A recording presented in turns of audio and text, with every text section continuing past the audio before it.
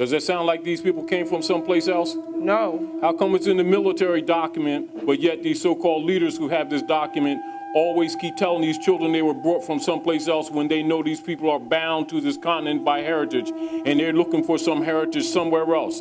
They're out to damn lunch. Now you understand where they have the so-called leaders are actually working as agents for Central and Federal? Now, read that again, the whole paragraph. Preliminary memo, Department of Defense. This memo is being submitted in lieu of a full report from the Joint Chiefs of Staff. That report is now in preparation. There will be many cities where the minority will be able to put into the street a superior number of people with a desperate and dangerous will. He will be a formidable enemy, for he is bound to the continent by heritage and knows that political asylum will not be available to him in any other countries. The greatest concentration of the minority is in the Deep South, the Eastern Seaboard, the Great Lakes region, and the West Coast. There you go.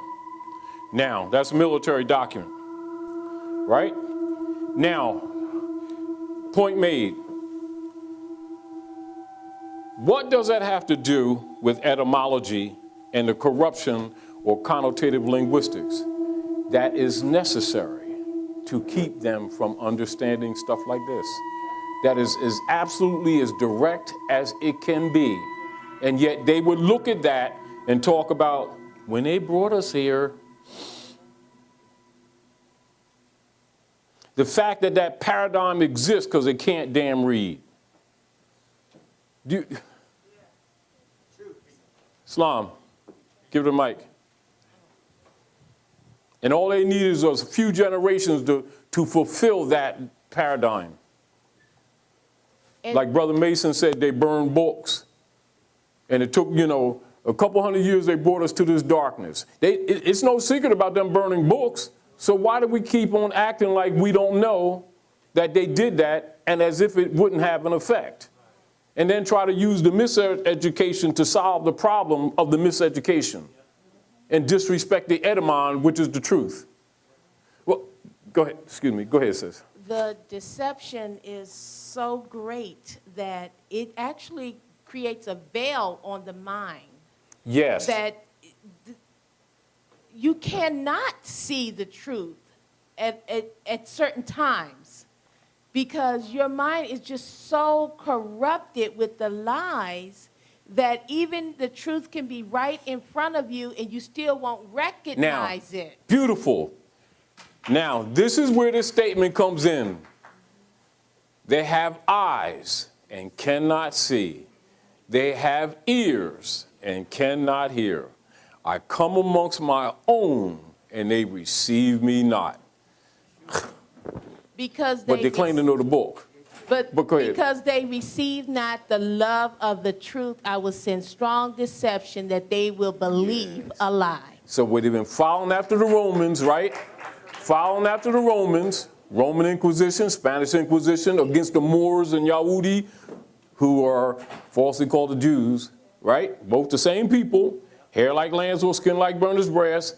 And here they're going, they can't buy or sell without the mark or the number of his name, 14th Amendment, and which is the problem that we have right now. And what is in the same book they say they understand? It says the time has come that every man, woman, and child must confess their own and worship under their own vine and fig tree. Translate that into civil action. It's called nationalization. It's called honoring your mothers and your fathers. And what is it with that in nature of law? Go in the law book when you look in the common law. It's the capacity to connect to the ancient traditions and customs, the archaic traditions and customs, and thus trump the Roman law, the civil law, and other forms of law. Outside of that, you have no standing. Because you must be in your proper person to have standing, or the courts automatically have jurisdiction. And how does that convert into common language? Being yourself. In propria persona, Latin. Being what? In one's own proper person. So you see how law and history goes together? That's why they will not teach it together. However, it's our duty, right? And so we can, like we were talking earlier, you can go in our communities in any direction, to the north, to the south, to the east and the west, and you can find a spy center. And the poorest communities support them and don't have any civic organizations. And they're called great circles. They're called churches. And they will, charge that that's Jesus when it's really Constantine.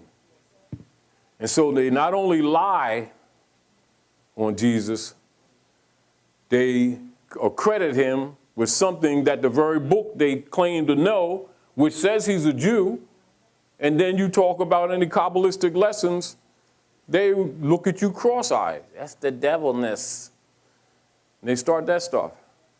So when you really study us, a lot of the things that we look at in another way is really a story about us and our relationship with these Romans.